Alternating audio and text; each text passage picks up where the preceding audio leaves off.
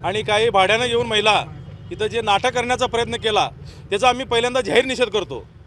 कारण महाविकास आघाडीतर्फे अमर रतिकांत पाटलांना उमेदवारी हे सगळ्या काँग्रेसचे लोक, राष्ट्रवादीचे लोक, शिवसेनेच्या लोकांनी डिक्लेअर केलं आहे। हे प्रणितीताईला माहिती नव्हतं का? मग प्रणितीताई शिंदे साहेबांना आत्ताच का झोंबतंय? मग एवढे दिवस तुम्ही झोपले होते का? ज्यावेळेस महाविकास आघाडीची उमेदवारी डिक्लेअर झाली मग त्यावेळेस तुम्ही झोपले होते का? मग त्याच्यानंतर तुम्ही ऐन मतदानाच्या दिवशी काहीतरी स्टंट करायचं, मग काडादीच्या पाठीमागे दाखवायचं। बरं, काडादीवरती एवढं तुमचं प्रेम होता तर महाविकास आघाडीच्या कडनं तुम्ही काँग्रेसच्या परिषदेने सांगून जागा सोडून घ्यायला पाहिजे होतं ना। आता काल शरद कोळींनी स्टेटमेंट दिला, ह्याच्यामुळं तुम्ही एवढं त्यांच्या ऑफिससमोर येऊन हे सगळं नाटक करण्याचं कारण काय? कारण तुम्हाला ह्या सोलापूरमध्ये आज महाविकास आघाडीतर्फे अमर रतिकांत पाटील हे 100% विजयी होणार आहेत। बरं, ह्याच्यामुळं तुमचं हे नाटक चाललंय का? कारण असे तुम्ही किती लोकांना तुम्ही बर्बाद करणार आहेत?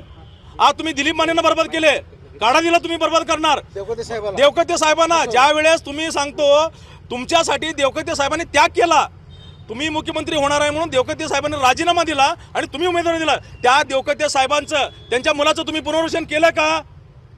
हे अगोदर सुशीलकुमार शिंदे साहेबांनी आणि प्रणितीताई शिंदेनी अगोदर जाहीर करावं, मग त्यांच्या कार्यकर्त्यांनी आमच्या ऑफिस समोर काय करायचं तुम्हाला नाटक नंतर दाखवा। पण मग त्यांनी असा इशारा दिलेला आहे की शरद कोळींची गाडी ऑफिस समोर दिसली की मी पहिला फोडणार, नंतर शरद कोळीची गाडी ऑफिस समोर उद्या तुम्हाला सकाळी दिसेल, त्याचं तुम्ही काळजी करू नका। फक्त तुम्ही ज्या ज्या लोकांना धोका दिलाय त्याचं तुम्ही बघा। जर इथं जे गाडी त्यांची शरद कोळीची आली त्याला सांभाळायला इथला सोलापूर जिल्ह्यातील प्रत्येक शिवसैनिक समर्थक आहे।